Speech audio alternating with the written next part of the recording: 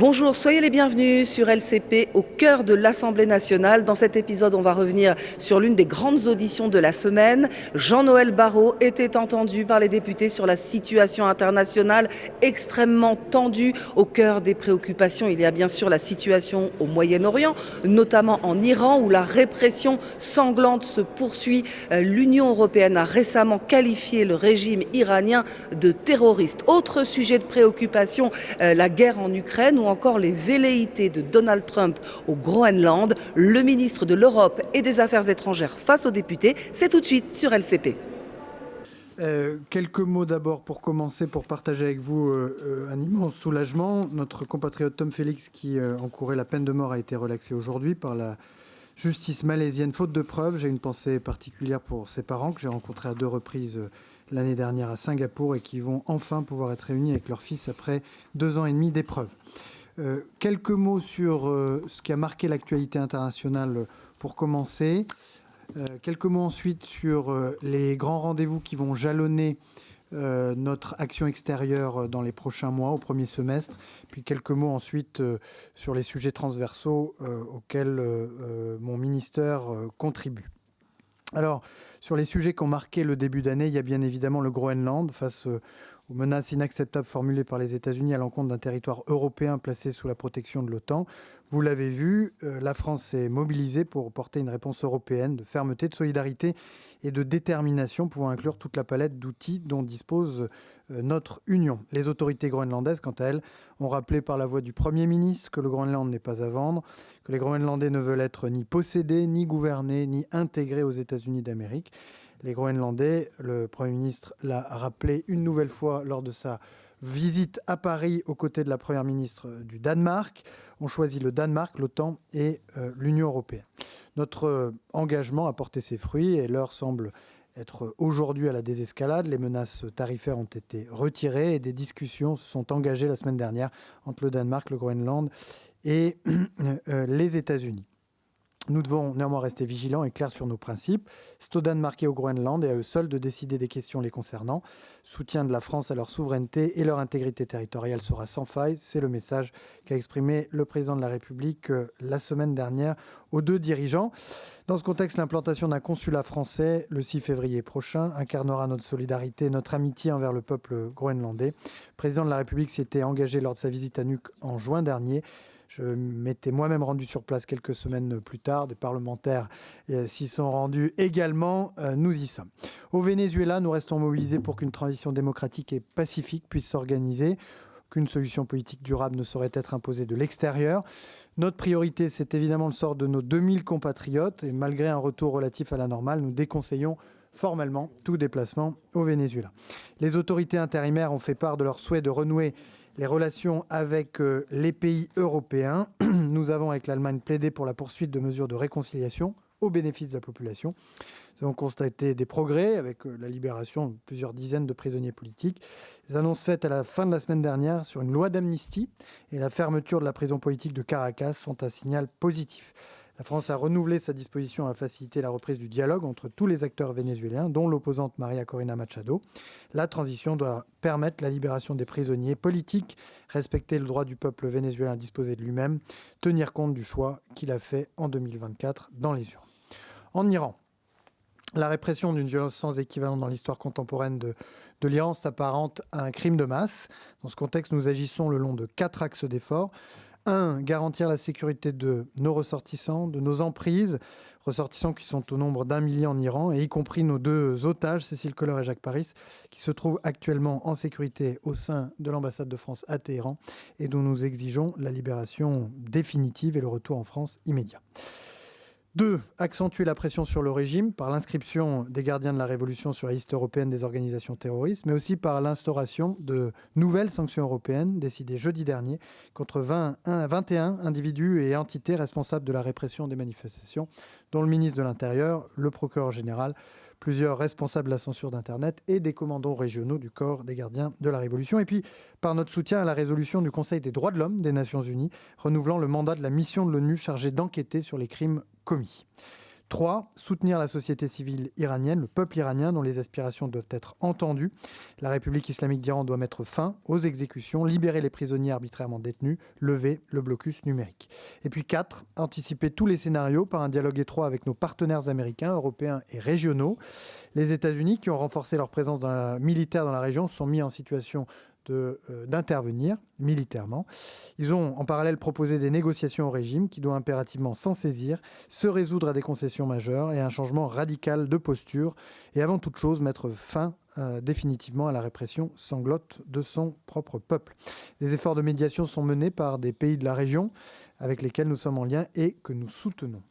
En Ukraine, depuis le 24 février 2022, depuis bientôt 4 ans, la guerre d'agression lancée par Moscou a fait plus de 1000 morts par jour côté russe. C'est dire le prix que Vladimir Poutine est prêt à payer pour ses ambitions coloniales. Il épuise son peuple, discrédite la nation russe au risque de la faire sortir de l'histoire. Plus récemment, le Kremlin profite des températures très basses en Ukraine, jusqu'à moins 30 degrés, pour provoquer une crise humanitaire par des frappes incessantes sur les infrastructures énergétiques.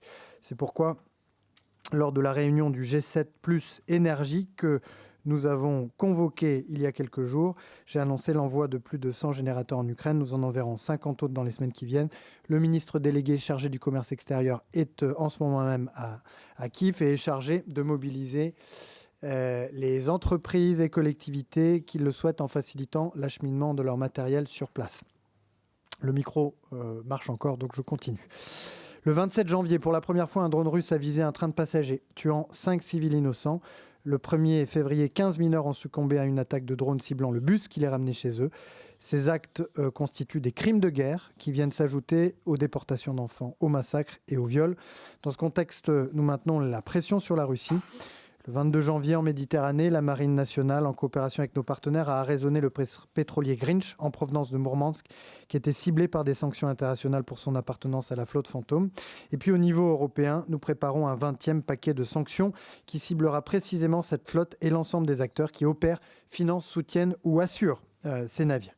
Et puis, le président l'a rappelé, sur les garanties de sécurité, la coalition s'est réunie le 6 janvier dernier à l'Élysée, présidée par le président de la République. Elle a permis de cristalliser des avancées inédites et sans équivalent dans notre histoire récente, puisque pour la première fois depuis des décennies, des pays d'Europe, d'Amérique du Nord, d'Océanie et d'Asie ont défini ensemble, à l'extérieur de l'OTAN, une planification militaire crédible et robuste pour que la paix, une fois conclue, puisse être garantie. C'est le fruit d'un an de travail dont la France est à l'origine.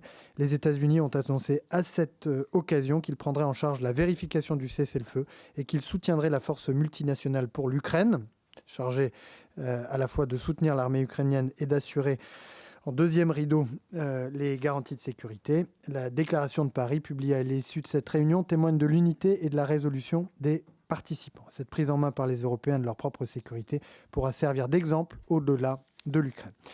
Cette actualité fracassante, dont je viens de donner quelques-uns des principaux chapitres, ne doit pas nous détourner du principal des défis géopolitiques de notre époque, la tension grandissante entre la Chine et les États-Unis, une tension qui pourrait mener à une possible confrontation, mais rien n'est inéluctable.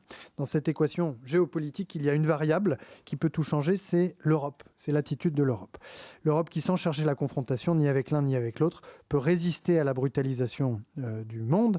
L'Europe qui, au cours des derniers mois, a affirmé son autonomie stratégique et qui trace une voie singulière, une troisième voie, celle de l'indépendance, de la coopération et du multilatéralisme.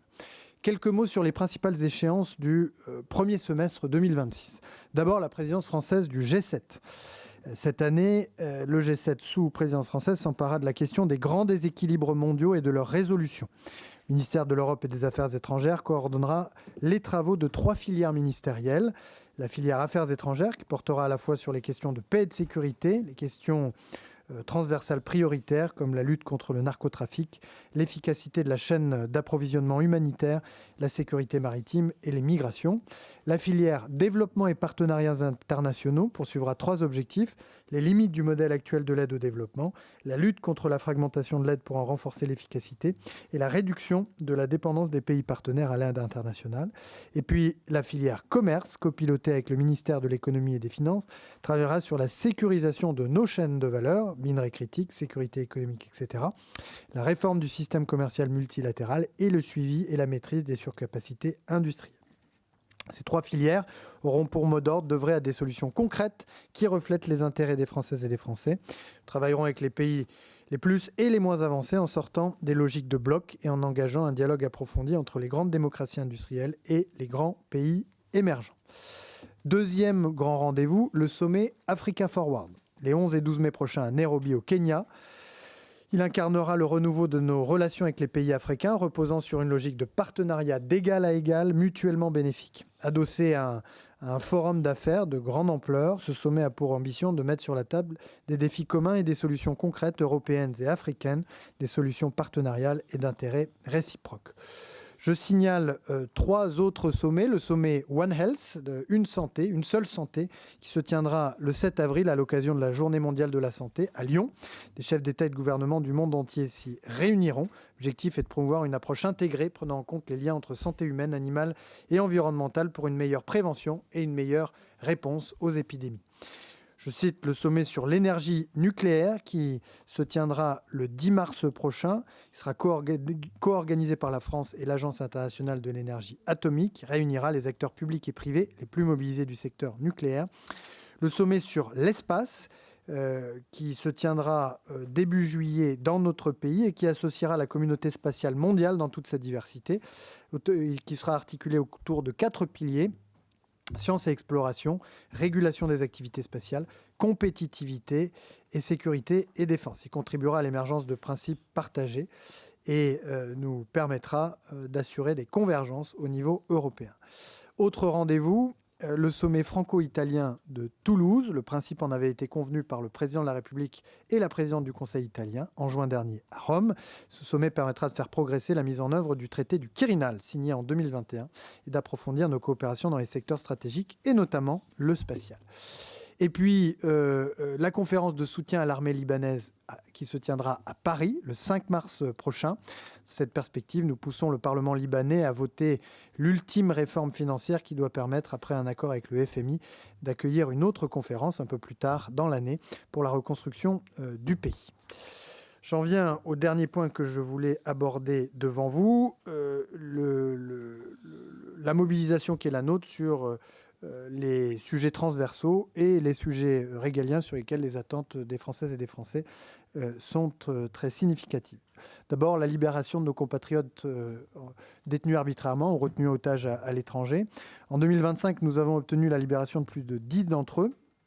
Et depuis le début de l'année 2026, 3 autres de nos compatriotes ont été libérés, notamment Laurent Vinatier, revenu de Russie après 581 jours de détention sans aucune raison valable. J'ai évidemment une pensée en évoquant le sort de nos compatriotes détenus à l'étranger pour Christophe Glaise, pour la libération duquel nous ne ménageons aucun effort en lien étroit avec sa famille. J'ai eu l'occasion de l'évoquer en réponse à la question d'actualité posée par le président Fuchs il y a quelques instants. Narcotrafic, comme je l'avais annoncé lors de ma dernière audition devant vous, nous avons lancé un plan de bataille inédit du Quai d'Orsay contre le narcotrafic, en lien étroit bien sûr avec le ministère de l'Intérieur et les autres ministères concernés, pour éradiquer le mal à la racine. Accord de coopération sécuritaire avec les pays de production, de transit et de rebond, renforcement des effectifs dans les pays concernés, ciblage de l'aide au développement, sanctions internationales contre les narcocriminels. Premier axe d'effort porte sur l'Amérique latine et les Caraïbes. C'est dans cette région qu'est produite l'ensemble de la cocaïne qui déferle dans les villes et villages de France où elle est consommée par plus d'1 million de personnes. Deuxième axe d'effort porte sur l'Afrique du Nord et le Moyen-Orient. Nous travaillons également à inciter les pays des Balkans occidentaux à durcir leur réglementation et leur action en matière de lutte contre la criminalité organisée. Troisième élément, la lutte contre l'immigration illégale. Les patriotes attendent que nos frontières soient maîtrisées. Le premier niveau de réponse à cette attente légitime, c'est notre engagement dans la résolution des tensions géopolitiques, car ce sont ces tensions que fuient les populations déplacées. Le deuxième niveau de réponse est européen. Le pacte sur la migration et l'asile que la France a âprement négocié et qui entrera en vigueur cette année va changer la donne. Mais nous allons aller plus loin en initiant une coopération étroite avec 4 autres ministères, l'Intérieur bien sûr, l'Enseignement supérieur, les Outre-mer et la Santé. Cette coordination nous permettra de mieux gérer le risque migratoire, mais aussi l'attractivité des talents dont la France a besoin. Quatrième point, souveraineté et sécurité économique. Dans un monde où les règles de l'OMC ne sont plus appliquées, il nous faut adopter une posture plus offensive pour défendre les intérêts de la France et de ses entreprises. Pourquoi j'ai décidé de créer au sein du ministère la direction de la souveraineté et de la sécurité économique. Prenant le relais de la direction de la diplomatie économique, elle aura pour mission d'ouvrir des débouchés nouveaux aux secteurs les plus menacés, de sécuriser les approvisionnements critiques pour la vie de la nation et de veiller, en lien avec les services des douanes dont je dispose dans le cadre de mes attributions, au respect des règles du marché unique. Cinquième point, le champ informationnel. Nous poursuivons nos efforts pour riposter aux atteintes portées à l'image de la France partout dans le monde. Vous aurez constaté la mobilisation du compte French Response qui a été particulièrement remarquée ces derniers temps. Au début de l'année 2026, elle a suscité 30 millions de vues en 30 jours. Mais face à nous, les campagnes se multiplient, leur nombre, leur fréquence, leur sophistication appellent des renforts. Ces renforts existent, ce sont les citoyens qui rejoindront bientôt le contingent numérique de la réserve diplomatique, mais pour cela, la réserve diplomatique doit être officiellement créée dans la loi. Je regrette que la proposition de loi déposée en décembre par le président Bruno Fuchs n'ait pas encore été examinée. Nous comptons sur les parlementaires, nous comptons sur vous. Sixième point que je voulais évoquer, c'est la transformation du ministère qui a pris toute sa part dans l'effort budgétaire conduit par le Premier ministre. Pour autant, j'ai tenu à ce que nous poursuivions la mise en œuvre des prescriptions des États généraux de la diplomatie. Un changement de culture est à l'œuvre au sein du ministère. En un an, nous avons pris 60 mesures de simplification, supprimé chaque mois une commande inutile, éliminé plus de 3000 notes administratives récurrentes, supprimé ou dématérialisé 3/4 des formulaires. Pourquoi ? Eh bien pour que nos agents puissent exprimer tout leur potentiel. Ils sont la force et la richesse du ministère et je veux devant vous leur rendre une nouvelle fois hommage. Les réussites que j'ai mentionnées, ce sont les leurs. Et puis enfin, un mot pour me féliciter avec vous de la bonne coordination des services du ministère avec le Parlement. Chaque année, la France signe près d'une centaine d'accords internationaux, dont un quart nécessite une autorisation parlementaire. Or, en 10 ans, les délais de ratification ont été réduits de 40%. Ils sont passés de 38 mois en 2015 à 23 mois aujourd'hui. Dans le même temps, le stock de textes en attente devant le Parlement a été divisé par 4, passant de 60 projets de loi cumulés en 2015 à moins de 15 aujourd'hui. Ces résultats montrent que l'exigence du contrôle parlementaire est pleinement compatible avec l'efficacité de l'action internationale de la France. Nous pouvons donc nous en féliciter collectivement. J'en ai terminé. Merci beaucoup, Monsieur le ministre. Je rappelle qu'à la fin du texte actuellement examiné en séance, votre présence est requise. Donc, j'ai suggéré que les interventions initiales soient raccourcies à 2 minutes, de façon à ce que chacun puisse intervenir. Nous avons beaucoup d'inscrits. Et puis, si les questions le permettent, peut-être un petit point tout à l'heure, Monsieur le ministre, sur la situation de nos alliés kurdes qui ont été menacés en Syrie et voir le rôle de la France pour sécuriser leur position. La parole pour ouvrir cette discussion pour la gauche démocrate et républicaine à Monsieur Jean-Paul Lecoq. Merci, on va essayer de faire le tour du monde en 2 minutes. Record battu, je pense, si on y arrive. Monsieur le ministre, d'abord, excusez mon retard, mais c'est compliqué de faire la navette entre le Palais Bourbon et ici, parfois. Et j'aurais voulu vous interroger sur les suites que vous donnez à la situation que vit actuellement Gaza, qui subit toujours des bombardements alors qu'il y a un cessez-le-feu normalement en cours, qui subit toujours des crimes, y compris de la part du Hamas, au niveau, puisqu'on a identifié quelques dizaines de Palestiniens tués par ce groupe. Et donc, ça pose la question quand même puisque vous avez parlé des sanctions par rapport à la Russie, etc., ça pose la question des sanctions par rapport à Israël. Quand est-ce qu'on fait respecter un cessez-le-feu ? Quand est-ce qu'on fait respecter la Charte des Nations Unies ? Quand est-ce qu'on fait respecter... Enfin, il y a une multitude de sujets, et tous les débats que l'on fait ici ou là, les députés, je présume qu'on subit tous la même remarque, c'est pourquoi y a-t-il 2 poids 2 mesures ? Pourquoi les gens ne comprennent pas. Les Français qu'on rencontre ne comprennent pas. Ils sont attentifs à tout ce que vous dites, ils sont attentifs à toutes les situations du monde. Ils voient des réactions immédiates, ils voient des réactions puissantes, fortes, justifiées. Et ils ont l'impression que ça ne s'illustre pas et que les Palestiniens ne valent rien, n'auraient pas de valeur humaine. Et donc, j'espère que notre ministère des Affaires étrangères va essayer de compenser cette... vérité, ou appréciation, mais dans les deux cas, il y a véritablement un sujet. Je n'ai pas le temps de vous parler de tout le reste. J'aurais tellement envie d'en parler avec vous, mais bon, voilà, 2 minutes. Merci beaucoup, Monsieur Lecoq. Monsieur le ministre. Merci, Monsieur le Président. Bon, Monsieur le député, vous vous souvenez qu'au niveau européen, des sanctions ont été prises, que l'examen du respect par Israël de l'article 2 de l'accord d'association avec l'Union européenne a été activé, que ça a sans doute d'ailleurs contribué à amener Israël à consentir au cessez-le-feu et au plan de paix présenté par le président Trump. Et aujourd'hui, même si la situation reste très difficile, à bien des égards qu'elle reste critique, même si, et nous le déplorons, le cessez-le-feu est violé par les deux parties que nous appelons à tenir leurs engagements, les engagements pris devant le président des États-Unis, force est de constater que la situation n'est plus la même que pendant la guerre qui, pendant 2 ans, a ravagé Gaza. Et donc, les progrès qui ont été enregistrés doivent aussi être qualifiés comme tels. Donc je l'ai dit, le cessez-le-feu est fragile, il est régulièrement violé, il doit être respecté par les parties en présence. Le point de passage de Rafah a été ouvert pour la circulation des personnes. Nous avons salué cette décision, mais qui est néanmoins insuffisante parce qu'il faut maintenant que l'aide humanitaire puisse transiter par ce point de passage. Et en particulier les 400 tonnes d'aide alimentaire française qui doivent parvenir aux 42 000 enfants palestiniens auxquels elle est destinée.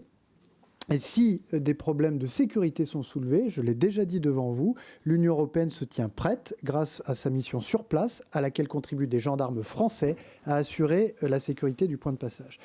La restitution de la dernière dépouille d'otages israéliens est un grand soulagement. C'est la première fois depuis plus de 10 ans qu'il n'y a aucun otage israélien à Gaza. Ça doit permettre d'ouvrir une deuxième phase et d'amener le gouvernement israélien à changer sa posture vis-à-vis du règlement de cette crise.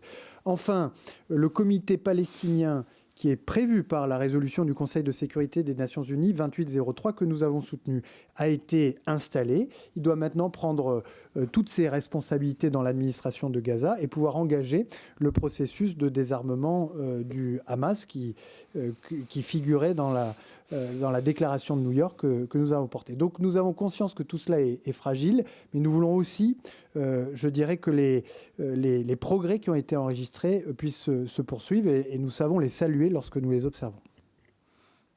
Monsieur Lecoq. Oui, 2 secondes seulement. Vous avez utilisé le port du Havre pour envoyer l'aide humanitaire à Gaza, et donc ça a généré une satisfaction. Et en même temps, ça génère régulièrement plein de questions sur quand est-ce que ça arrive et est-ce que ça arrivera bien à destination de la part des habitants du Havre. Ça arrive demain en Égypte, ça va donc parvenir à El Arish, puisque El Arish est un hub logistique pour les organisations des Nations Unies, les ONG qui acheminent des denrées alimentaires ou non alimentaires vers Gaza.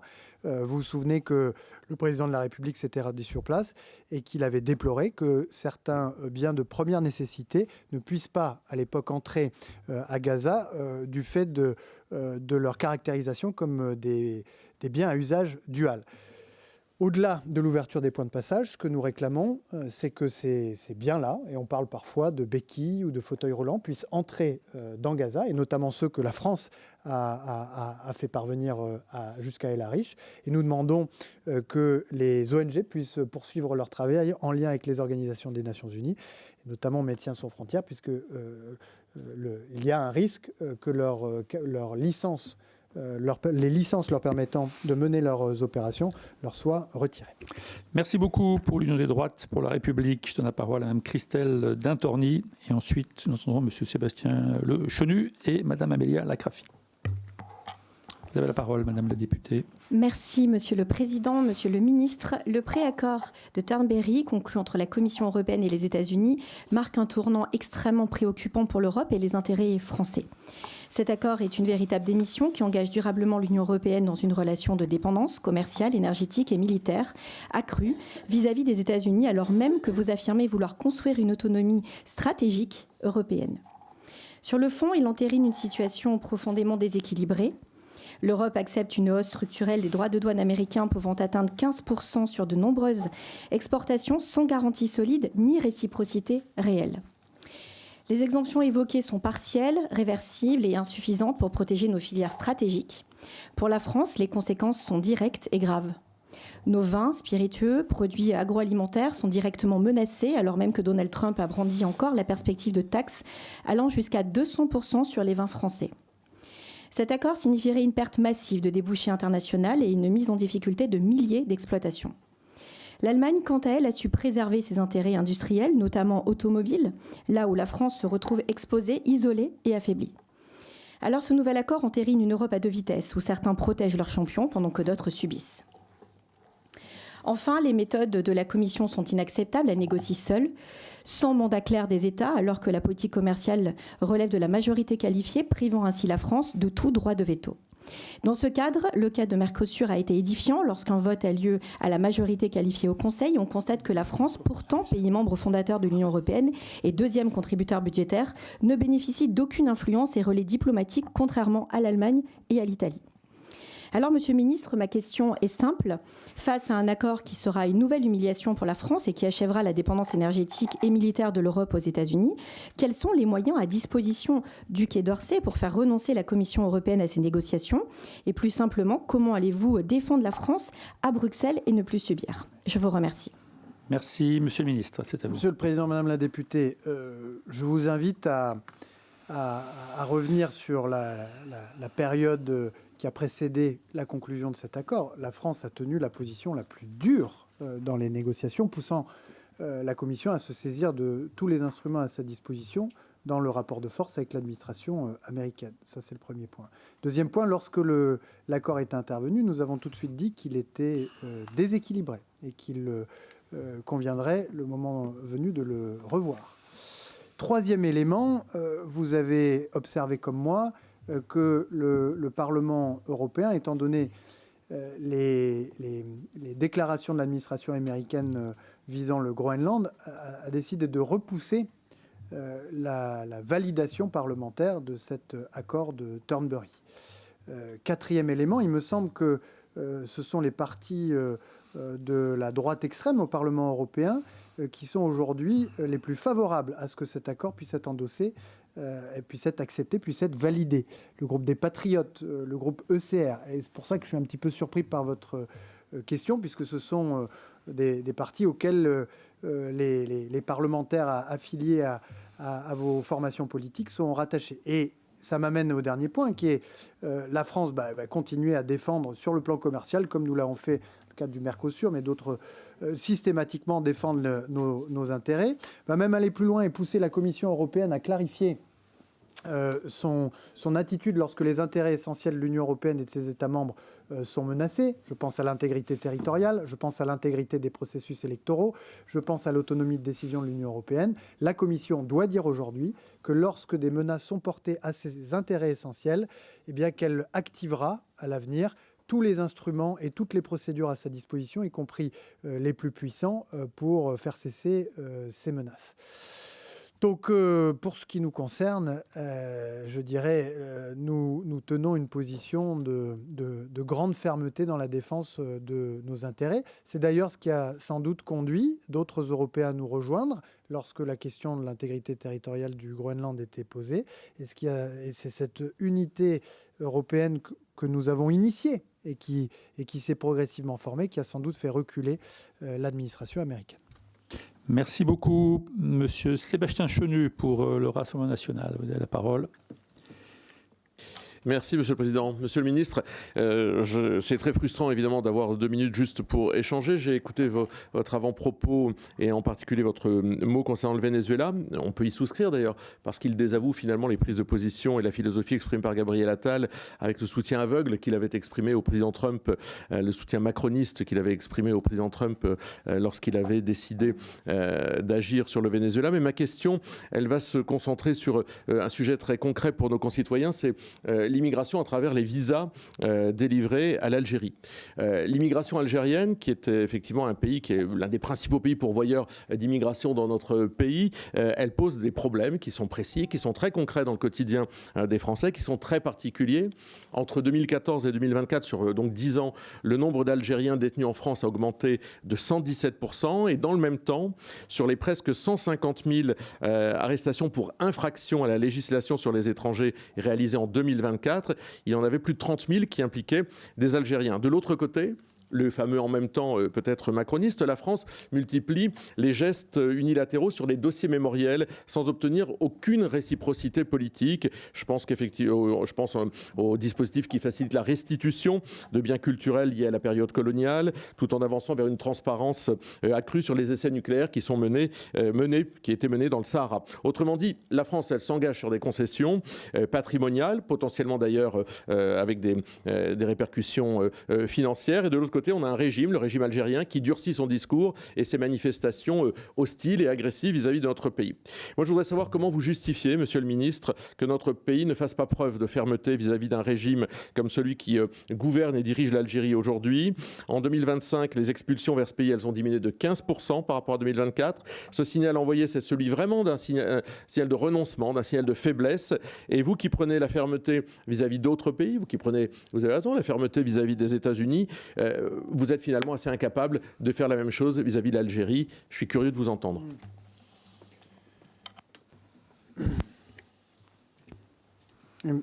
Monsieur le Président, Monsieur le député, vous le savez, on a pris un certain nombre de mesures qui ont visé les dignitaires du régime algérien.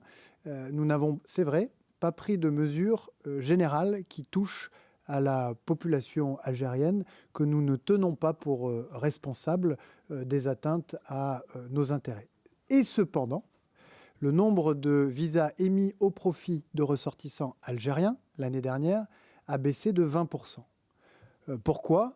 Eh bien, notamment parce que par des décisions très brutales d'expulsion d'agents diplomatiques français en poste en Algérie, eh bien, progressivement, les autorités algériennes ont réduit la taille de notre dispositif sur place et donc la possibilité pour la France d'émettre des visas au profit de ressortissants algériens. Si j'élargis un tout petit peu le sujet, ce que je voudrais vous dire, c'est que nous sommes pleinement conscients que la maîtrise de l'immigration irrégulière est une priorité des Français à laquelle le ministère des Affaires étrangères doit concourir. Mais contrairement à ce que j'ai pu entendre par le passé de la part d'anciens ministres de l'Intérieur, ça n'est que par une coopération très étroite entre le ministère de l'Intérieur et le ministère des Affaires étrangères qu'on pourra parvenir à une amélioration à la fois des contrôles, mais aussi du pilotage de notre politique de visa, puisqu'il arrive que les ministres de l'Intérieur réclament que la politique des visas leur soit transférée. Je m'inscris en faux, car je considère que c'est au contraire l'articulation fine entre les deux ministères qui nous permettra d'obtenir de meilleurs résultats, y compris de lutte contre la fraude aux visas, et c'est ce à quoi nous travaillons activement avec Laurent Nunez aujourd'hui. Merci pour Ensemble pour la République, Madame Amélie Alakrafi. Merci, Monsieur le Président. Monsieur le Ministre, au milieu de cette actualité plus que chaotique de l'Iran au Groenland et de l'Ukraine au Proche-Orient, il y a une information qui est passée presque inaperçue, à savoir la visite du président Déby, président de la République du Tchad, à l'Élysée la semaine dernière. Cette visite intervient un an après le départ de l'armée française du Tchad, pays où nos forces étaient présentes depuis près d'un siècle. Ce retrait s'était accompagné d'un discours souverainiste justifiant la rupture de nos accords de défense. Il avait été ressenti douloureusement, tant par notre pays que nos forces armées, d'autant plus que le Tchad était longtemps considéré comme l'un de nos partenaires les plus fidèles dans la région. Or, à l'issue de cette rencontre, les deux chefs d'État ont évoqué un partenariat revitalisé, fondé sur le respect mutuel et des intérêts partagés. Dans ce contexte, Monsieur le Ministre, comment analysez-vous cette évolution de notre relation avec le Tchad ? Certains y voient une prise de conscience des enjeux liés à l'aide et aux partenariats internationaux. D'autres soulignent la fragilisation régionale, notamment du fait de la situation au Soudan, et ce qui inciterait le Tchad à rechercher des appuis plus solides. Je souhaiterais donc connaître votre appréciation sur ce renouvellement de notre relation avec le Tchad et plus largement sur l'état actuel de nos relations avec les États du Sahel. Et enfin, je souhaite souligner que lorsque les relations entre États traversent des phases de tension, les parlementaires, eux, continuent à se parler, et notamment les parlementaires de l'Assemblée parlementaire de la francophonie, notamment avec sa région Afrique, ont maintenu des liens constants avec leurs homologues du Sahel. Et cette diplomatie parlementaire peut être, je pense, une courroie de transmission utile à l'appui de nos actions diplomatiques en France. Merci, Monsieur le Ministre. Merci, Madame la députée. Je souscris aux propos, notamment vers la fin de notre collègue. Et on voit bien au Sahel que les Italiens, les Allemands, les Américains viennent au Mali. Et donc, on a besoin de continuer à discuter avec une grande partie de ces pays et des populations. Merci Monsieur le Président, Madame la députée. Alors je vous rejoins absolument sur votre dernier point, l'importance de la diplomatie parlementaire, aussi de la coopération décentralisée. J'étais hier à Toulouse, puis à Agen.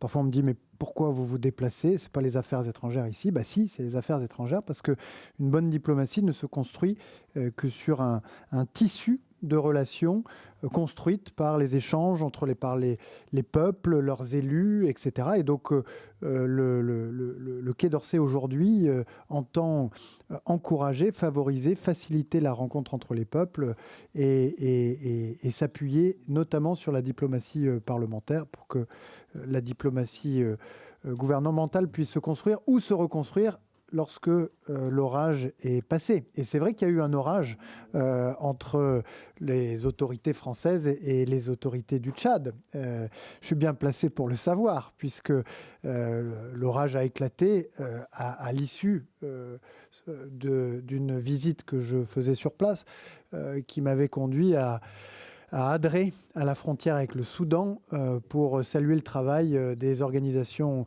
des Nations Unies qui, vous le savez, accueillent plusieurs centaines de milliers de réfugiés soudanais qui fuient la guerre et les atrocités et les exactions.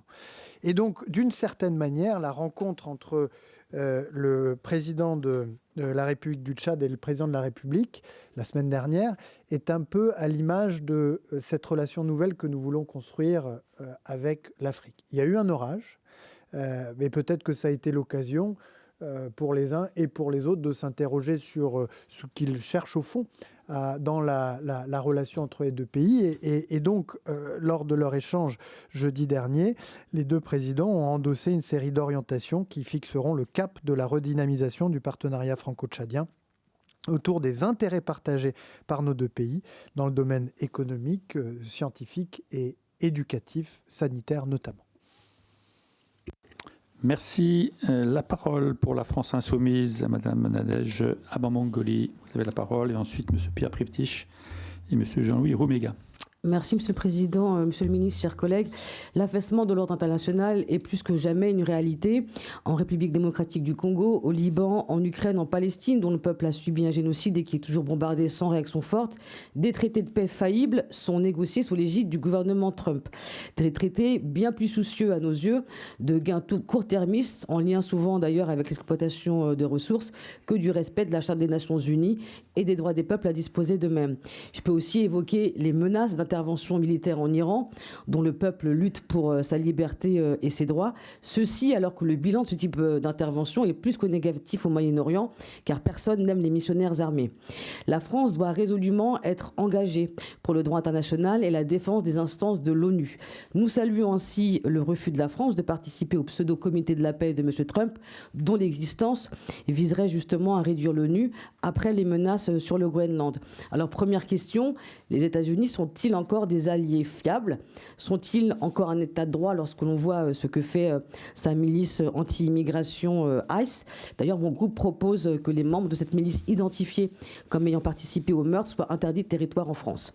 Concernant l'Iran, l'inscription des gardiens de la révolution sur la liste des organisations terroristes ne saurait résoudre à elle seule la question des crimes de masse. Il existe des outils multilatéraux pour poursuivre et punir les criminels de guerre et les auteurs de crimes contre l'humanité. Je parle de la CPI, même si l'Iran n'y souscrit pas, et la CIJ. Quelles initiatives la France compte-t-elle prendre pour aider à documenter les atrocités et punir les coupables dans un cadre multilatéral? Enfin, lutter pour le droit international, c'est aussi, et contre les impérialismes, ça va ensemble très souvent, passe aussi par la question de la destination des armes que nous vendons à certaines puissances. La présence d'armes françaises a été repérée au Soudan, elle a été documentée par plusieurs ONG. Dès lors, quel mécanisme pouvez-vous mettre en place pour vérifier cette destination des armes vendues aux Émirats arabes unis et à d'autres États? Ça fait partie normalement des traités, des accords commerciaux. En effet, vous avez parlé du Tchad, certaines armes circulent par le Tchad, qui reste un pays allié de la France, vous venez de le rappeler, alors que les convois humanitaires ont du mal à y passer. Donc, quelle démarche pour soutenir les ONG qui viennent en aide aux victimes des massacres au Soudan? Merci, Monsieur le ministre. Merci, Monsieur le Président. Madame la députée, je vous réponds sur la question des ventes d'armes de la même manière que je l'ai fait déjà devant vous. La France se conforme à l'embargo sur les ventes d'armes de l'Union européenne et des Nations unies qui vise le Soudan et le Darfour. Et nous engageons tous les pays à respecter aussi scrupuleusement que nous cet embargo.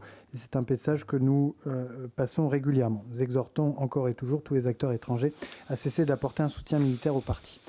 Maintenant, votre question de la manière dont elle est posée, c'est-à-dire la remise en question de l'ordre international, pas seulement par la violation des textes, mais désormais par la présentation de textes alternatifs, d'accord, doit nous inviter à prendre une décision, à faire un choix. Est-ce qu'on considère que les Nations Unies, c'est pour les autres, et que certains sont plus égaux que d'autres, ou est-ce qu'au contraire, on tente un dernier effort, si je puis dire, pour sauver les Nations Unies? Et je crois que notre responsabilité, puisque nous, on essaye de s'y tenir, de membres permanents du Conseil de sécurité, c'est de tenter ce dernier effort pour réformer le Conseil de sécurité, lui permettre de gagner en efficacité et de gagner en légitimité.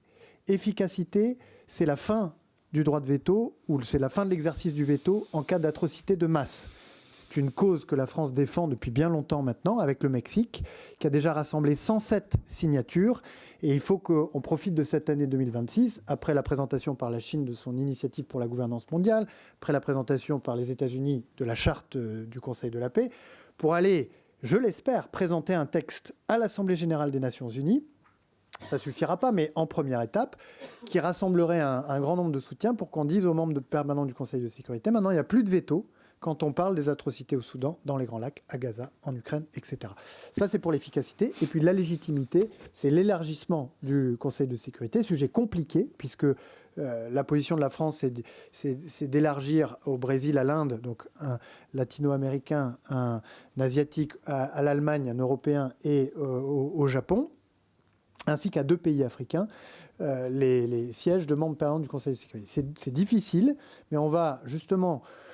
à l'occasion du sommet Africa Forward, donc du sommet Afrique-France, qui se tiendra 11 et 12 mai à Nairobi, pousser les pays africains à y aller et à réclamer cette fois-ci à l'Assemblée générale leur 2 sièges. Ce n'est pas exactement la question que vous posez, mais puisqu'on est en début d'année, et vu ce qui s'est passé ces derniers jours, il me semble important que tous nos efforts diplomatiques, qui soient menés par le Parlement ou par le gouvernement, tendent à vraiment faire évoluer le Conseil de sécurité. Sinon, je crains que les alternatives prennent de plus en plus de place au détriment de celles des Nations Unies.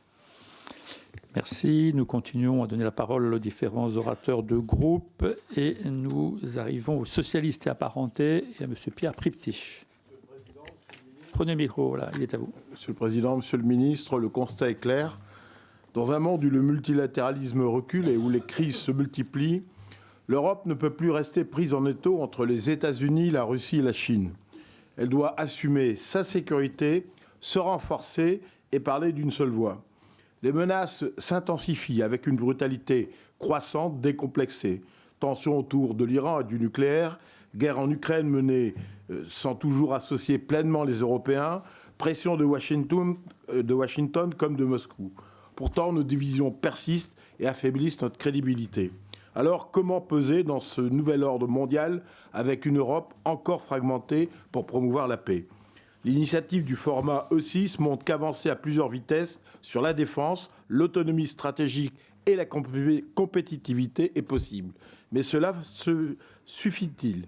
L'Europe est respectée lorsqu'elle est unie, marché unique, concurrence, monnaie, et affaiblie lorsqu'elle ne l'est pas, défense, industrie, diplomatie.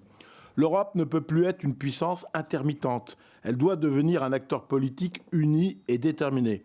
Alors se pose le problème de la défense de l'Europe et de repenser maintenant un traité de défense sans l'OTAN et sans doute sans les États-Unis de manière à pouvoir bâtir notre autonomie. Quelles initiatives concrètes pour renforcer notre cohésion face à cette urgence de crise ? Enfin, par ailleurs, nous avons, avec le groupe socialiste et apparenté, nous avons interrogé sur la position française sur la situation des Kurdes de Syrie par l'intermédiaire d'un courrier adressé à la semaine dernière.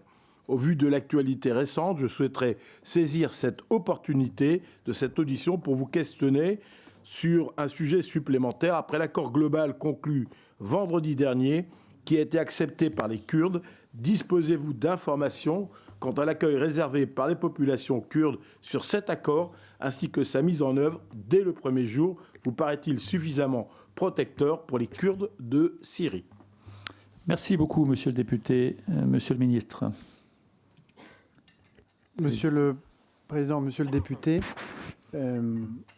oui, il existe dans l'histoire très récente de l'Union européenne des exemples de coopération structurée ou de coopération renforcée. Dernier exemple en date, on oublie parfois de le préciser, c'est cet emprunt commun, le deuxième de l'histoire de l'Union européenne, 90 milliards qui vont permettre de mettre l'Ukraine à l'abri des difficultés financières pendant les 2 prochaines années et en position de force dans les négociations qui sont en cours. C'est une coopération structurée. C'est-à-dire qu'il a fallu l'unanimité pour lancer cette coopération, mais certains pays n'y participent pas, et c'est le cas en particulier de la Hongrie. Et donc en matière de défense, sur les fondations de la coalition des volontaires, d'un certain nombre d'initiatives qui ont été prises ces dernières années, il y a beaucoup de choses à imaginer pour que l'Europe prenne en charge sa propre sécurité. C'est d'ailleurs ce que les États-Unis attendent de l'Europe. Faut-il pour autant sortir de l'OTAN, comme certains parlementaires le proposent ? La réponse est non. C'est le dire, comme on a pu le dire il y a 20 ans, c'est avoir oublié d'actualiser son logiciel. Il y a 20 ans, certains regrettaient qu'au sein de l'OTAN, l'influence des États-Unis soit prédominante. Aujourd'hui, les États-Unis entendent réduire le niveau de leur engagement et donc inévitablement le niveau de leur influence au sein de l'OTAN. Et donc c'est le moment au contraire pour les Européens de développer leur vision et leur capacité au sein de cette alliance, d'européaniser l'OTAN si l'on veut. Ce qui ne signifie pas qu'il ne faut pas faire des efforts à côté. Et le meilleur exemple, c'est la coalition des volontaires. Il y a, voilà, problème de sécurité à l'échelle continentale qui ne trouvait pas de réponse au sein de l'OTAN, eh bien, nous y avons mis beaucoup d'énergie et ça nous a pris 1 an, mais nous avons maintenant une planification détaillée qui est menée depuis le quartier général de la force multilatérale Ukraine au Mont Valérien à Suresnes, qui démontre notre capacité à agir de manière collective dans des formats qui ne sont ni celui de l'OTAN ni celui de l'Union européenne. Vous m'avez interrogé sur la situation des Kurdes et vous le savez, la France n'abandonne ni ses frères ni ses sœurs d'armes et c'est la raison pour laquelle, lorsqu'il y a quelques jours, Nous avons observé qu'une escalade militaire menaçait à la fois les droits de nos partenaires kurdes, partenaires notamment dans la lutte contre Daesh depuis plus de 10 ans maintenant, que cette escalade menaçait également la stabilité de la Syrie et menaçait d'ouvrir des espaces pour une résurgence de Daesh. Nous sommes mobilisés à tous les niveaux. Le président de la République s'est impliqué très directement. Nous avons contribué, je le crois, je le sais, à éviter un bain de sang, à obtenir un cessez-le-feu, à ce qu'un accord soit trouvé qui doit désormais se mettre en œuvre. L'accord tel qu'il a été rédigé préserve les droits sécuritaires et politiques des Kurdes et crée les conditions pour que nos propres intérêts de sécurité soient respectés, qui dépendent notamment du sort des prisons dans le nord-est syrien. Je serai en tout état de cause dans la région cette fin de semaine pour veiller et m'enquérir de la mise en œuvre de cet accord et je vous en rendrai compte à mon retour. Merci beaucoup, Monsieur le ministre. Merci pour la question. Je donne la parole pour l'instant à Écologiste Social, à Monsieur Jean-Louis Roumégas. Merci, Monsieur le Président. Monsieur le ministre, j'évoquerai d'abord le Soudan qui a été peu évoqué, où une guerre nourrie par les ingérences étrangères piège des millions de civils. Gaza, où l'armée israélienne viole les cessez-le-feu. L'Ukraine, le compromis sur le Groenland qui reste fragile. La menace d'une guerre de haute intensité en Iran. On est vraiment dans une situation de chaos dans laquelle le président américain Trump s'emploie à affaiblir l'Organisation des Nations Unies, en créant par exemple le Conseil de la paix, un club privé, on ne peut pas appeler ça autrement, réservé à quelques États les plus riches et où il serait le seul à avoir le droit de veto. Cette vision du monde climato-sceptique, impérialiste, de prédateur, ne peut pas être celle de l'Europe et celle de la diplomatie française. Il nous faut en proposer une autre, fondée bien entendu sur le droit international, la transition écologique, que j'ai peu entendu cet après-midi, les droits humains. Et c'est à cette condition que l'Europe peut retrouver sa crédibilité et non en réagissant avec quelques coups de retard. Pour cela, je voudrais vraiment insister, et ça ne vous étonnera pas de ma part, sur la diplomatie climatique qui doit être notre priorité. Même si les dernières COP ont été décevantes, la COP 30, par exemple, n'a produit aucun plan de sortie des énergies fossiles. Malgré tout, ces COP restent essentielles. Elles sont basées sur la science et poussent les États à s'engager vers un avenir qui est meilleur. Or, une question se pose à nous. La Colombie a invité la France à coprésider une conférence internationale sur la sortie des énergies fossiles, en marge de la COP. Notre pays n'a pas daigné répondre. Une occasion manquée d'affirmer notre engagement climatique et de renforcer nos alliances avec les pays qui partagent nos valeurs et refusent la vision climato-sceptique. Cette absence de réponse pose question. La France compte-t-elle réellement s'engager dans la sortie des énergies fossiles, notamment en travaillant à porter une position européenne ambitieuse à Santa Maria ?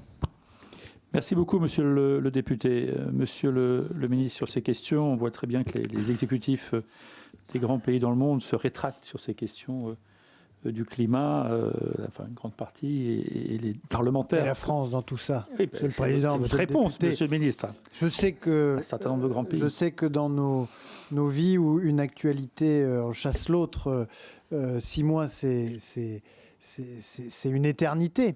Mais rappelez-vous quand même que l'année dernière, on a accueilli à Nice la plus grande manifestation jamais consacrée à la préservation des océans, principal puits de carbone, réservoir de la biodiversité, que l'Europe a porté une position ambitieuse à la COP de Belém, que nous avons accueilli en fin d'année pour le 10e anniversaire de l'accord de Paris sur le climat, 500 scientifiques du GIEC qui étaient très touchés par l'accueil qui leur a été réservé par les autorités françaises jusqu'au président de la République. Alors bien sûr, nous allons continuer dans cet esprit-là. Et quant à la sortie des énergies fossiles, nous le faisons parce que nous croyons que c'est une responsabilité collective et que la France, grande nation du monde, membre permanent du Conseil de sécurité, a une responsabilité singulière. Nous le faisons aussi pour réduire notre dépendance, puisque, comme chacun le sait ici, l'Europe n'a pas de puits de pétrole, ni d'énergie fossile à disposition. Et donc, tant que nous serons dépendants des énergies fossiles, il nous faudra les trouver chez les uns et chez les autres, c'est-à-dire accepter que des servitudes nous étreignent. Ensuite, pour revenir sur les premiers mots de votre intervention et faire le lien avec celle de Pierre Pribetich, c'est clair que la loi du plus fort tend à s'installer. La première des réponses qui doit être celle de l'Europe, c'est de se renforcer et de se réarmer, parce que pour n'avoir pas à se battre, il faut être fort, il faut être craint. Et c'est l'une des priorités qui ressort du budget qui vient d'être adopté pour la France, et c'est l'une des priorités de l'Europe aujourd'hui. Mais une fois que nous avons paré toute menace par notre renforcement et notre réarmement, l'objectif, c'est bien de créer, avec les pays qui, comme la France, considèrent que certains problèmes ont une envergure mondiale, ou en tout cas plus grande que ces pays eux-mêmes, de créer des coalitions, comme nous avons réussi à le faire pour préparer Nice, mais surtout pour faire entrer en vigueur le traité sur la haute mer, le traité BBNJ, dont la première conférence des parties, la COP 1, se tiendra cette année aux États-Unis. Allez-y. Juste un petit rebond. Vous ne m'avez pas répondu sur la proposition colombienne de conférence. Et parce que les Pays-Bas ont accepté du coup, puisque nous avons refusé. Je vérifierai avec les équipes et vous reviendrez sur ce point. Merci. La parole pour les démocrates, à Monsieur Frédéric Petit. Merci, Monsieur le Président. Merci, Monsieur le Ministre, de cette première partie d'exposé. Comme j'interviens un peu plus tard, je voudrais vous interroger, Monsieur le Ministre, sur un sujet qui traverse cette commission, et en particulier moi-même, et dont l'acuité, ce n'est que l'acuité qui devient plus exigeante aujourd'hui. Vous nous avez appris aujourd'hui que vous aviez transformé la diplomatie économique en sécurité économique. Je viens de l'apprendre et je trouve que c'est heureux. Vous avez utilisé ces jours-ci le terme que les affaires étrangères étaient les affaires de tous. Cela aussi me plaît beaucoup. Je pense profondément, Monsieur le Ministre, qu'il n'y aura plus d'architecture de sécurité, que ce soit en Ukraine, que ce soit au Moyen-Orient, sans les sociétés civiles. Nous sommes bien d'accord, je le pense. Cette diplomatie des sociétés civiles, à laquelle vous savez que je suis très attaché, c'est en fait la cohérence de toutes nos diplomaties. Et je voudrais prendre un exemple avec les Kurdes. Nous parlons des Kurdes comme nos frères d'armes, comme nos alliés. Je crois aussi qu'il y a quelque chose, en particulier à partir des Kurdes du Rojava, qui est que les Kurdes ont une ADN démocratique. Ce sont des citoyens. Ils ont organisé sous la guerre, un peu comme les Ukrainiens. Je prendrai aussi l'exemple des entreprises, de l'entreprise, qui pour moi, je le dis souvent en blaguant, que pour moi, une personne morale peut être aussi morale. C'est-à-dire que le rôle des entreprises, un rôle de stabilisation économique, de puissance économique en face de puissance militaire. Monsieur le ministre, je pense que la diplomatie l'avenir du monde n'appartiendra plus uniquement aux diplomates et aux militaires. Et je sais que nous partageons cette envie de récupérer et de travailler sur la diplomatie de l'énergie civile, parce que j'aime beaucoup ce terme. Comment accompagnez-vous cette transformation de vos équipes, cette mise en cohérence pour qu'elle soit durable ? Merci, Monsieur le Ministre. Merci, Monsieur le Président. Et Monsieur le député, vous avez évoqué notre relation avec le peuple kurde. Et je voudrais vous rappeler, à vous spécifiquement, qu'en 91, c'est à l'initiative de la France que la résolution 688 a été adoptée par le Conseil de sécurité des Nations Unies pour mettre en place une zone d'exclusion aérienne assurée par nos pilotes, qui a permis de mettre un terme au massacre des Kurdes d'Irak par le régime de Saddam Hussein et a ouvert la voie à l'autonomie du Kurdistan irakien. Et on l'ignore parfois en France, mais Daniel Mitterrand, dont l'activisme contribua fortement à l'adoption de cette résolution, est surnommé là-bas la mère des Kurdes, ce qui en dit long sur la reconnaissance de ce peuple pour le rôle joué par notre pays dans cet épisode fondateur de leur histoire. Il y a quelques semaines, le président Massoud Barzani était à Paris pour inaugurer une place consacrée au souvenir des Peshmerga, qui était une manière pour la Commune de Paris de rendre hommage à cette mémoire-là et à ces liens entre nos deux peuples. Comment institutionnaliser les liens entre, ou la contribution de la société civile à l'action extérieure de la France et à notre diplomatie? Il faut le faire avec la main tremblante, puisque par définition, la société civile doit rester libre de ses mouvements. C'est ce que nous avons essayé de faire le 13 juin dernier, en réunissant les acteurs des sociétés civiles palestiniens et israéliens au Conseil économique, social et environnemental, qui nous ont présenté leurs propositions pour la paix et la stabilité au Proche-Orient, qui est venu ensuite inspirer la déclaration de New York endossée 2 mois plus tard par les Nations Unies. Nous réfléchissons de la même manière à la présidence française du G7, en nous assurant que les sociétés civiles auront leur mot à dire sur les grands sujets qui seront abordés, notamment ceux des grands déséquilibres ou celles de l'aide publique au développement. Donc à ce stade, c'est, je dirais, touche par touche que nous avons tenté d'élargir la place qu'occupe la société civile dans les enceintes, ou en tout cas dans le dialogue diplomatique. Mais évidemment, j'accueille très favorablement toute suggestion sur ce sujet. Monsieur Petit. Oui, je vous remercie, Monsieur le Ministre, de me rappeler qu'on peut effectivement fermer un ciel pour des raisons humanitaires. Je l'ai bien noté. Et puis, je voudrais également vous dire que je crois profondément que dans un des outils de cette diplomatie civile, c'est pour moi la diplomatie parlementaire, qui par définition est un trait d'union entre les institutions et les sociétés civiles. Voilà, et je vous invite donc la semaine prochaine à excellent rapport de M. Pierre Priptich, voilà, sur quelle doctrine française pour la diplomatie parlementaire. La parole à présent à M. Laurent Mazery pour Liberté, Indépendants, Outre-mer et Territoire. Merci, Monsieur le Président. Personnel. Monsieur le ministre, les violences perpétrées à l'encontre des minorités ethniques ou religieuses dans le monde font parfois l'objet d'un suivi particulier. Elles sont au cœur de l'actualité, puis, particulièrement aujourd'hui où la situation internationale est complexe et mouvante, ne sont malheureusement plus mises en lumière. Pourtant, nous le savons, ces violences persistent, voire s'aggravent. Il y a quelques années, ce sont les Ouïghours qui ont fait l'objet de manifestations de soutien, de propositions de résolution, dont l'une qui portait sur la condamnation du caractère génocidaire des crimes contre l'humanité perpétrés contre eux par la Chine, a d'ailleurs été adoptée par notre Assemblée. Pourtant, la répression des Ouïghours continue. Il y a les Ouïghours, mais il y a aussi les Tibétains, les Rohingyas, les Baïs en Iran, les chrétiens d'Orient ou encore les Kurdes, mes collègues en ont parlé, et tant d'autres minorités ethniques ou religieuses qui subissent répression, violences et crimes. Toutes les citer conduiraient à vous retenir en commission pendant plusieurs heures, et nous avons tous vu aujourd'hui que nous n'avions pas le temps. Je souhaite donc vous demander quelles actions concrètes la France au niveau diplomatique, mais également auprès des minorités elles-mêmes, mène pour que ces populations puissent espérer un jour recouvrer leur entière liberté.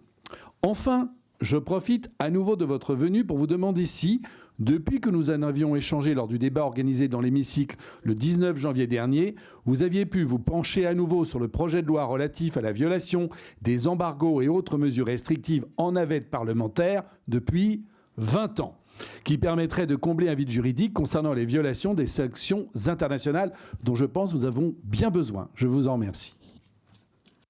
Merci, Monsieur le député. Monsieur le ministre.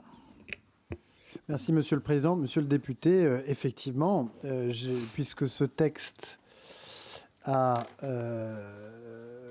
20 ans et que la navette s'est arrêtée après une première lecture dans chacune des chambres il y a 10 ans, je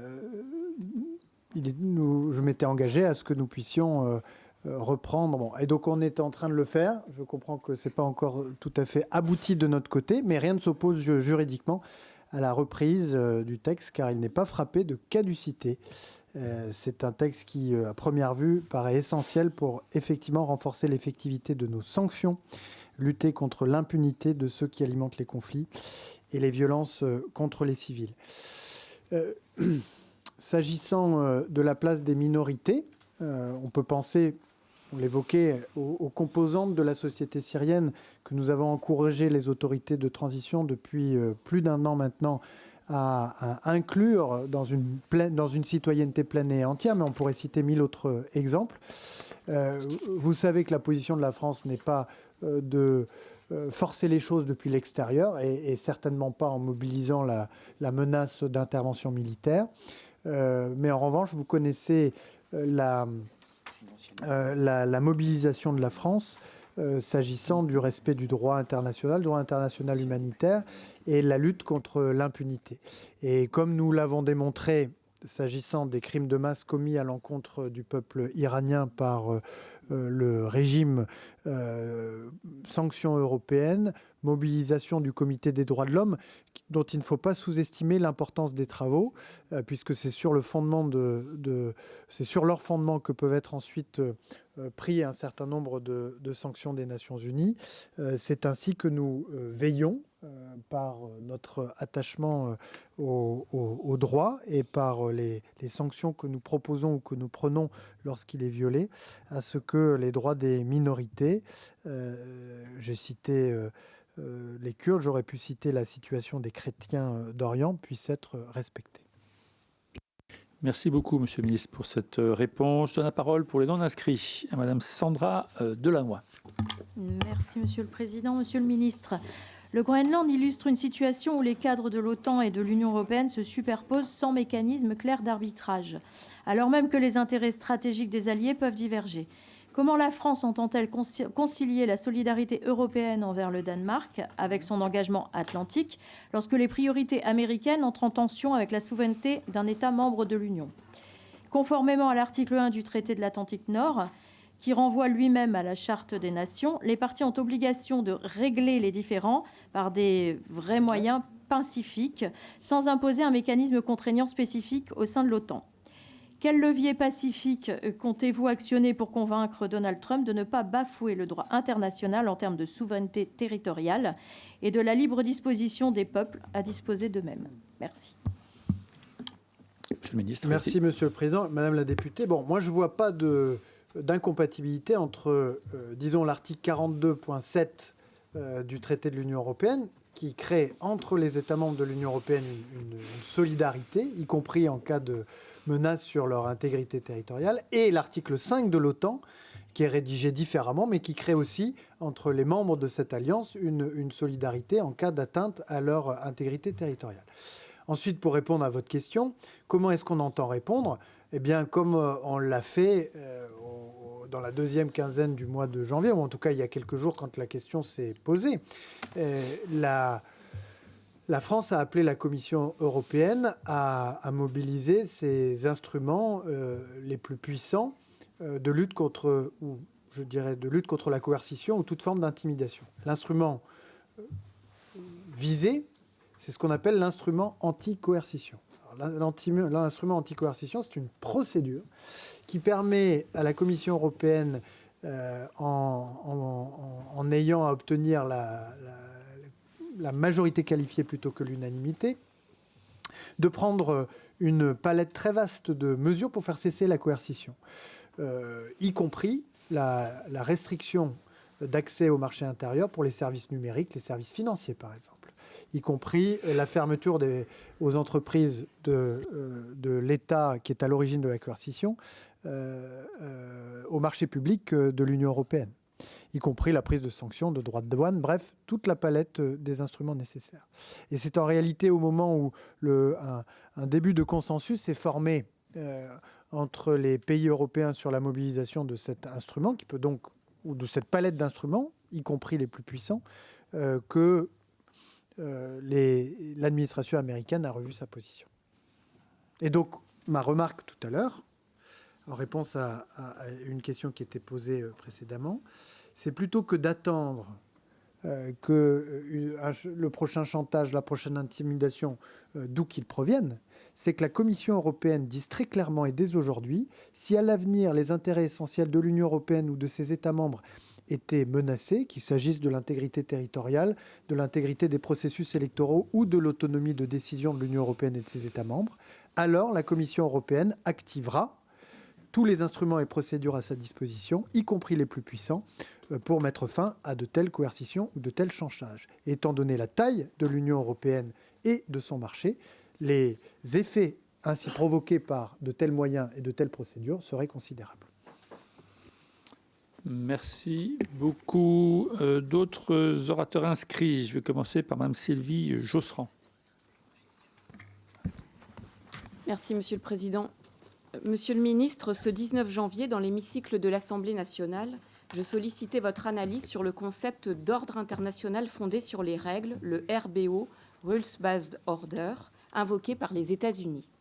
Vous aviez alors répondu, je vous cite, « L'ordre international fondé sur les règles est le terme généralement utilisé pour décrire l'ordre international tel qu'il est prescrit par la Charte des Nations Unies. » Or, l'ordre international fondé sur les règles n'est que l'alibi de Washington pour justifier des entorses au droit international et organiser unilatéralement leurs relations avec leurs partenaires et leurs adversaires. Il en est ainsi des récentes interventions américaines en Irak et au Venezuela, totalement contraires au principe de l'égalité souveraine des États posé par la Charte des Nations Unies.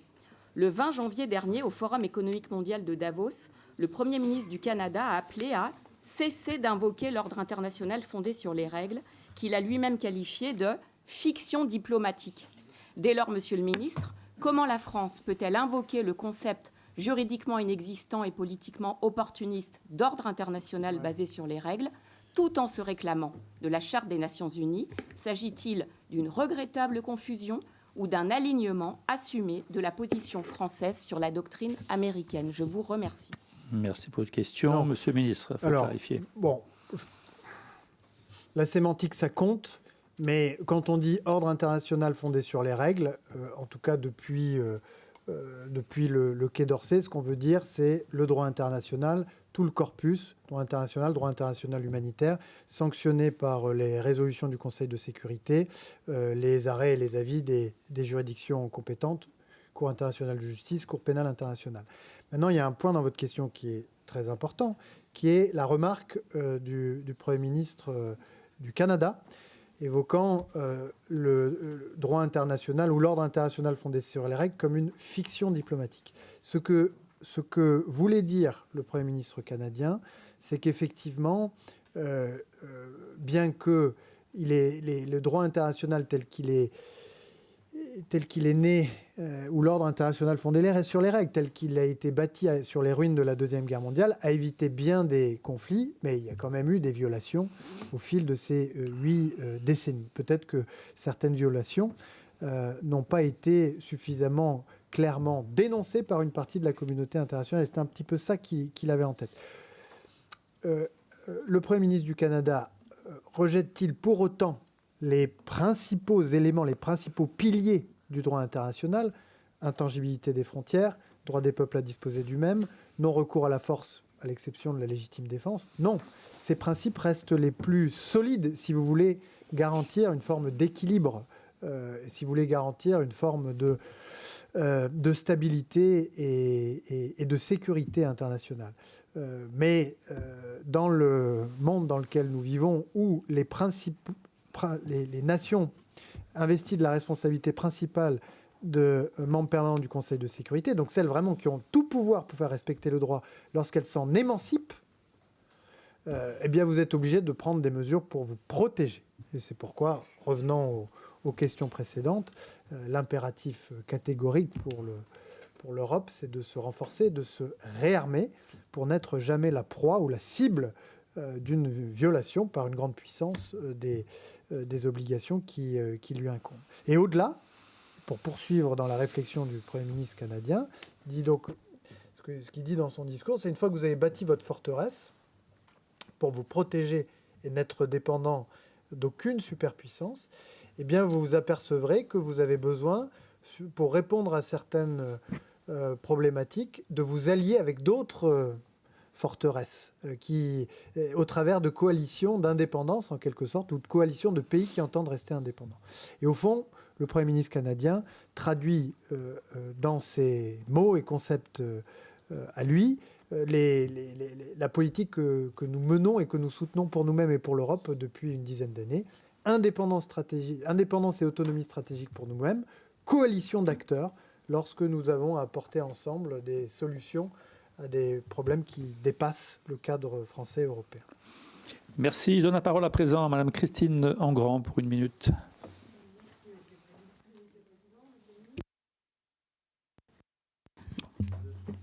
Vous avez la parole actuellement. Merci, Monsieur le Président. Monsieur le Ministre, depuis plusieurs mois, nous assistons à une dégradation rapide de l'ordre international. Les conflits armés se multiplient, les rapports de force se durcissent et les grandes puissances assument désormais ouvertement des logiques de puissance qui relèguent le droit international au second plan. Or, force est de constater que la France, comme l'Europe, semble aujourd'hui subir, plus qu'elle ne maîtrise, les grandes évolutions du monde. Nous dépendons largement de nos alliés pour notre défense, de puissances étrangères pour nos ressources stratégiques et d'accords commerciaux qui fragilisent nos filières productives. Moi, j'aurais une question concernant l'Ukraine. Aujourd'hui, quelle est aujourd'hui la finalité stratégique de la position française sur l'Ukraine? Une victoire militaire, une négociation politique ou un soutien sans horizon clair et qui pourrait encore durer quelques années? Le multilatéralisme n'est-il pas devenu un cadre inefficace face à des puissances qui assument désormais des logiques de force et de domination? Merci. Merci, Monsieur le Ministre. Il ne faut pas être multilatéraliste BA en pensant que le multilatéralisme va régler tous les problèmes, parce que de fait, il est bloqué dans bien des instances. Mais penser qu'on peut régler seul tous les problèmes du monde, ça c'est une illusion qui est tout aussi grave. Vous voyez, et donc, comme je le disais, priorité, c'est vous construisez votre indépendance, votre autonomie stratégique pour n'être pas livré aux servitudes vis-à-vis des grandes puissances, pour n'être pas voilà, leur vassal. Mais une fois que vous avez atteint cet objectif-là, vous créez des coalitions pour traiter des problèmes qu'une nation ne peut régler seule à son échelle. Donc voilà, pas de multilatéralisme BA, mais quand même la conscience qu'un certain nombre de sujets sont beaucoup plus efficacement et de manière beaucoup plus économique traités à plusieurs qu'à soi seul. Sur l'Ukraine, notre objectif, c'est de faire échec à l'obsession coloniale de Poutine, qui menace le droit du peuple ukrainien à disposer de lui-même et sa liberté, mais qui menace aussi la sécurité européenne, puisque l'agressivité du régime de Vladimir Poutine ne s'arrête pas à l'Ukraine. Nous sommes constamment, quotidiennement pilonnés par des attaques dans le champ informationnel, dans les champs hybrides en provenance de la Russie. Donc, il y a un vrai projet qui consiste à fragiliser, à affaiblir l'Europe. Donc et puis enfin, on parlait de l'ordre international. Vous imaginez bien qu'une capitulation de l'Ukraine provoquée par une agression laborieuse, hein, ça fait 4 ans qu'il y est, mais une agression d'un membre permanent du Conseil de sécurité, alors là, la Charte des Nations Unies ne sera plus qu'un lointain souvenir. Ça sera sans doute la principale, sinon l'une des principales annexions territoriales depuis la fondation des Nations Unies. Et donc notre stratégie reste la même, soutenir la résistance ukrainienne, exercer une pression forte sur la Russie et puis préparer la paix. Et la paix, pour qu'elle puisse être durable, elle doit être garantie par la régénération de l'armée ukrainienne, qui sera la première ligne de défense pour dissuader toute agression, garantie par des capacités militaires installées en deuxième ligne, loin de la ligne de front et après un cessez-le-feu, et puis garantie par des accords juridiques qui dissuadent toute nouvelle agression de la part de la Russie. À présent, la parole à Monsieur Kevin Pfeffer. Vous avez la parole, Monsieur le député. Merci, Monsieur le Président. Merci, Monsieur le Ministre, d'être à nouvelle fois avec nous cet après-midi. Le chancelier fédéral d'Allemagne, Friedrich Merz, et le ministre fédéral des Finances allemand, Lars Klingbeil, ont annoncé le 27 janvier vouloir mettre en place une Europe dite à 2 vitesses, dans laquelle les 6 pays fondateurs pourraient renforcer leur coopération sur l'euro et en matière de défense et d'industrie afin de contourner le principe d'unanimité qui est requise pour les décisions qui concernent la politique étrangère et de défense. Je veux rappeler ici que pour le Rassemblement national, l'Union européenne ne peut fonctionner durablement que sur la base du consensus entre nations libres et souveraines. Par ailleurs, la défense, je le rappelle aussi, ne saurait être transférée ou pilotée par un échelon autre que national. Elle doit rester une compétence strictement nationale et son européanisation n'est ni souhaitable ni utile pour la France. Alors, Monsieur le Ministre, pouvez-vous simplement nous dire quelle est très clairement la position du gouvernement français face à cette initiative allemande ? Mais vous êtes pour ou vous êtes contre? Je n'ai pas compris.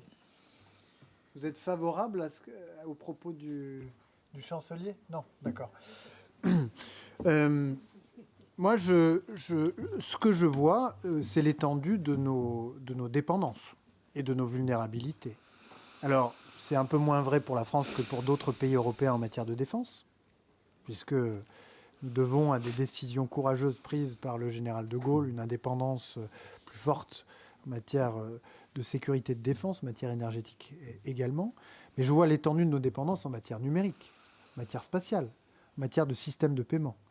Et je crois que notre responsabilité, c'est de construire des solutions européennes, tant c'est la bonne échelle pour certains attributs de la souveraineté. Pas tous. Moi, je suis un défenseur de la subsidiarité. Et donc, on doit traiter des problèmes à la bonne échelle. Parfois, c'est l'échelle locale, parfois, c'est l'échelle nationale, parfois, c'est l'échelle européenne. Mais il me semble, pour l'accès à l'espace, que pour les nouvelles technologies numériques de l'intelligence artificielle et du quantique et les systèmes de paiement, c'est sans doute l'Europe qui est la bonne échelle. Alors, si nous ne parvenons pas à construire des solutions européennes à 27, je ne vois pas d'inconvénient à ce qu'on puisse le faire dans des formats différents. La coalition des volontaires, c'est un format différent où il n'y a pas tous les 27 pays européens et il y a le Canada et puis des pays d'Asie et d'Océanie. Le prêt de 90 milliards d'euros permis par le deuxième emprunt en commun que l'Union européenne a fait pour soutenir l'Ukraine, c'est une coopération renforcée qui ne passe pas par un accord des 27. Il faut savoir trouver de la flexibilité. L'important, c'est de gagner en souveraineté. C'est ce que les Français et les Européens attendent de nous. Ils ne sont pas dupes. Ils voient bien que la tension grandissante entre les superpuissances chinoises et américaines risque, si nous ne créons pas les conditions de notre indépendance, de nous entraîner dans une conflictualité, dans des conflits que nous n'aurons pas choisis. Et donc c'est à cette attente-là que nous devons apporter des réponses. Merci. La parole à Monsieur Michel Guignot, qui est dans les starting blocks depuis un petit moment. Oui, merci Monsieur le Président, Monsieur le Ministre, Mesdames, Messieurs. Je souhaitais vous interpeller rapidement avec mon collègue Joris Bové, qui est absent aujourd'hui, sur la situation au reste de la Syrie. Ça a été un petit peu évoqué tout à l'heure. Redevenu un foyer majeur d'instabilité. Depuis la fin de l'année, l'armée syrienne progresse face aux forces kurdes, provoquant l'effondrement du contrôle kurde sur l'ouest, lesquels étaient pourtant en première ligne contre Daesh depuis 2017. Le 18 janvier 2026, Mazloum Abdi, chef des FDS, a été contraint de signer un cessez-le-feu avec Damas, marquant la fin du territoire Rojava.